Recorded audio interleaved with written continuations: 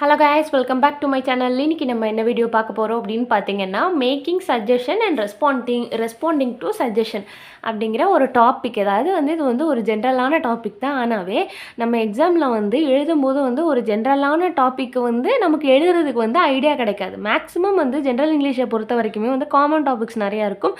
ஆனால் அதுக்கு நம்ம பேஜஸ் ஃபில் பண்ணி அதில் கொஞ்சம் கண்டென்ட் இருக்கிற மாதிரி எழுதினா மட்டும்தான் மார்க்ஸ் நம்ம ஸ்கோர் பண்ணி பேப்பர்ஸ் நம்மளால் ஈஸியாக கிளியர் பண்ண முடியும். ஸோ அந்த கண்டென்ட்குள்ளே என்ன இருக்குது அப்படின்னு சொல்லிட்டு பார்க்குறதுக்கு முன்னாடி நம்ம சேனல் இது வரைக்கும் சப்ஸ்கிரைப் பண்ணாதவங்க மறக்காமல் சப்ஸ்கிரைப் பண்ணிக்கோங்க. அண்ட் பக்கத்தில் உள்ள பெல் ஐக்கனை கிளிக் பண்ணிவிட்டு அதில் ஆல்ங்கிற ஆப்ஷனை டிக் பண்ணிக்கோங்க. அண்ட் லைக் பண்ணிவிட்டு கீழே நம்மளை வீடியோ ஹைப் பண்ணி விட்டுருங்க.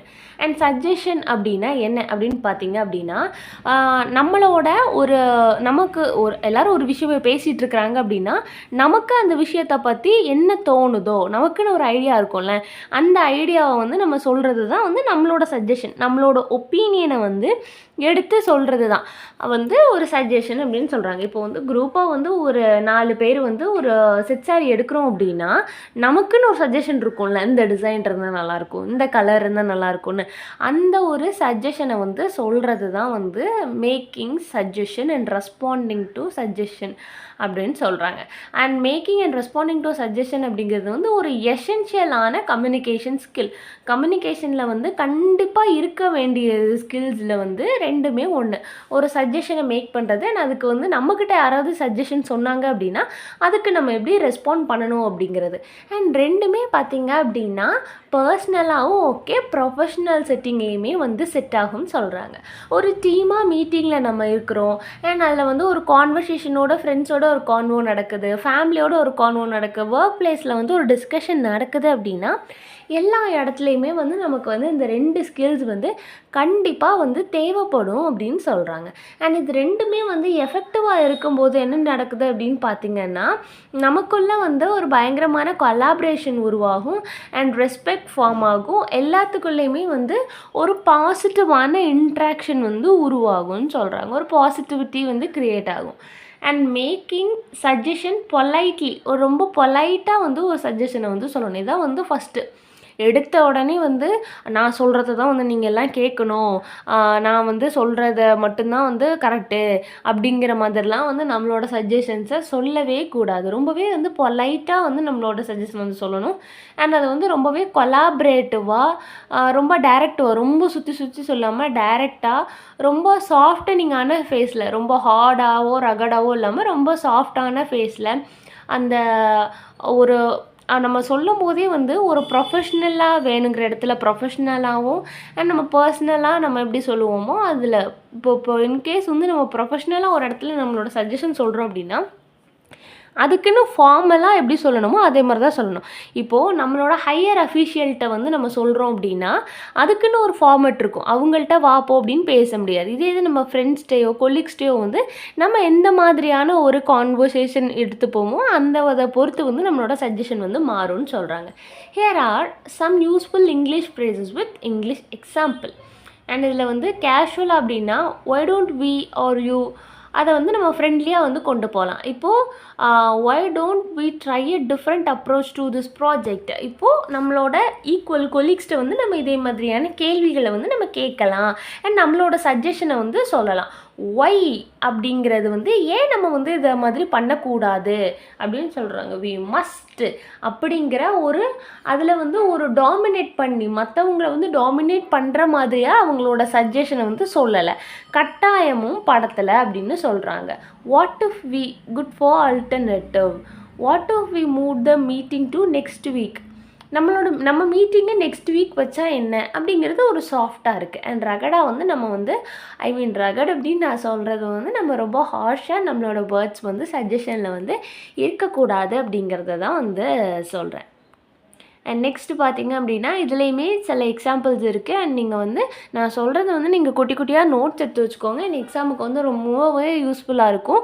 முக்கியமாக நம்ம சஜஷன் சொல்லும் போது ரொம்பவே பொலைட்டாக எந்த இடத்துல எப்படி பேசணும் அப்படிங்கிறது முக்கியம். அண்ட் யாருக்கிட்ட எந்த மாதிரி, இப்போது நம்மளோட ஒரு டீம் லீடர்கிட்ட போயிட்டு நீ கண்டிப்பாக இதை மாதிரி தான் செய்யணும், நான் சொல்கிறது கரெக்டு, நீங்கள் இதை மாதிரி தான் நான் சொல்கிறத நீங்கள் கேட்டே ஆகணும் அப்படின்னு நம்மளால் சொல்ல முடியாது.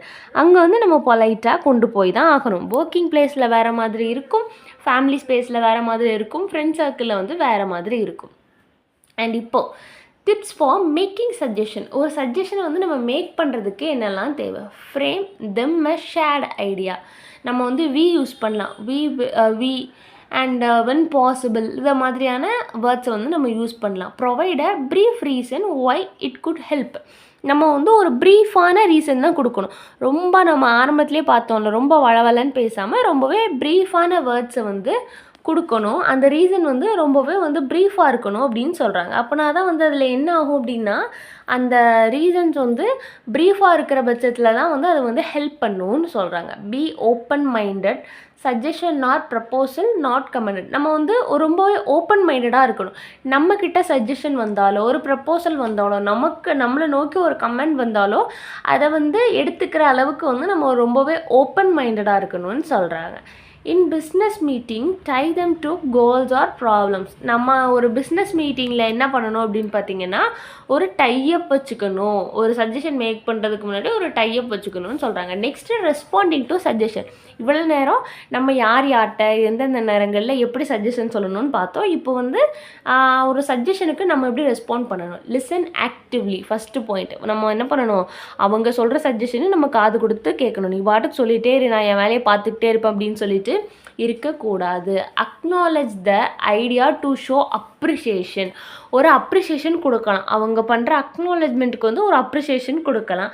அதுக்கப்புறமா அதை வெரிஃபை பண்ணிட்டு அதை அக்ரி பண்ணலாம். அண்ட் அதை மேற்கொண்டு அவங்க கொடுக்குற டெசிஷன் ஒரு குட்டாக இருந்தது, சஜஷன் குட்டாக இருந்ததுன்னா அதை ஒரு டெசிஷனை நம்ம ஃபார்ம் பண்ணலாம். இல்லைனா அந்த ஐடியாலே வந்து ஒரு சின்ன சின்ன இது இருந்ததுன்னா அதை நம்ம பில்ட் ஆன் பண்ணலாம்னு சொல்கிறாங்க. This encourage other to share ideas in the future. நம்ம இதே மாதிரிலாம் பண்ணும்போது, நம்ம இதே மாதிரிலாம் அவங்கள்ட்ட ரெஸ்பாண்ட் பண்ணும்போது இன்னும் ஃப்யூச்சரில் வந்து ஃபர்தராக அவங்க வந்து நம்மள்கிட்ட ஒரு தயக்கமே இல்லாமல் நிறையா சஜஷன் வந்து நம்மள்கிட்ட சொல்லுவாங்க அப்படிங்கிறத வந்து இது வந்து ஒரு ஸ்டார்டிங் பாயிண்ட்டாக இருக்கும். யாருமே வந்து அவங்களுடைய சஜஷன் சொல்ல வந்து ஹெசிடேட் ஆக மாட்டாங்க அப்படிங்கிறத வந்து சொல்கிறாங்க. Positive are accepting response. நம்ம வந்து ஒரு பாசிட்டிவாக இல்லைன்னா அவங்களோட சஜஷனை வந்து ஒரு அக்செப்ட் பண்ணுற மாதிரியான ரெஸ்பான்ஸ் இருக்கணும். That's a great or fantastic idea. இதெல்லாமே வந்து ஒரு வார்த்தை தான், பட் அந்த சஜஷன் சொன்னவங்களுக்கு வந்து இது ரொம்பவே வேல்யூபிளாக இருக்கும், ஒரு அக்செப்டிங்கான ரெஸ்பான்ஸாக இருக்கும். அண்ட் அது வந்து அவங்களுக்கு வந்து ஒரு மோட்டிவேஷனாக இருக்கும், ஒரு பாசிட்டிவிட்டியை வந்து அவங்க வந்து கொடுக்கும் அப்படின்னு சொல்கிறாங்க. அண்ட் இதே மாதிரி I love that idea, yes let's go with that, perfect, thanks for suggesting it, I am totally up for that. And இது எல்லாமே வந்து கொஞ்சம் பாசிட்டிவான இது. அண்ட் இதில் வந்து ஒரு எக்ஸாம்பிள் கொடுத்துருக்காங்க பாருங்கள். பர்சன்னா why don't we postpone the deadline? நம்ம வந்து ஏன் டெட்லைனை போஸ்ட்போன் பண்ணக்கூடாது அப்படின்னு சொல்லி கேட்குறாங்க. that's a great idea, it could give us more time to polish the detail.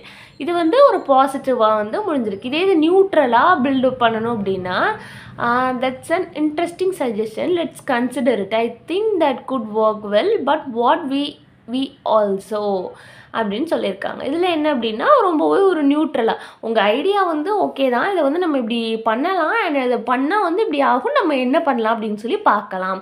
அவங்கள வந்து நம்ம நோவும் சொல்லாமல் எஸ்ஸும் சொல்லாமல் ஒரு நியூட்ரலாக வந்து வச்சிருக்கிற மாதிரியான ஒரு சஜஷன் சொல்கிறாங்க.